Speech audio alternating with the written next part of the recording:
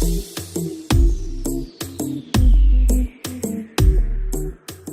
we're out here at the 2018 Easter Jeep Safari in Moab, Utah. And this event is really important to Mopar because it gives us a chance to really connect with our customers and see the trends that are happening in the Jeep aftermarket. And it gives us also a chance to show off some conceptual parts, some things that someday may make it to market, but we wanted to get some feedback from our customers. So we build these concepts, we show them, we ask people what they think of them.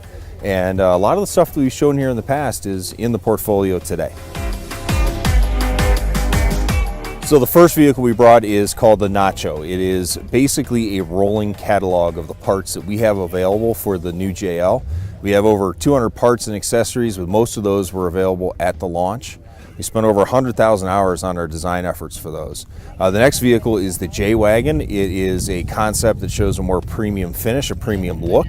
That shows off high top fenders that we have, as well as some of our off-road lighting. And the last one is what we call the Jeepster, and this is really a tribute to a 1966 Jeepster Commando, and it really is the most conceptual of the ones that we have. It does showcase some of the parts that we have, but also we've chopped the roof by 2 inches, we've laid the windshield back, we've laid the backlight forward. It's a very sporty look, and really is a very cool looking vehicle.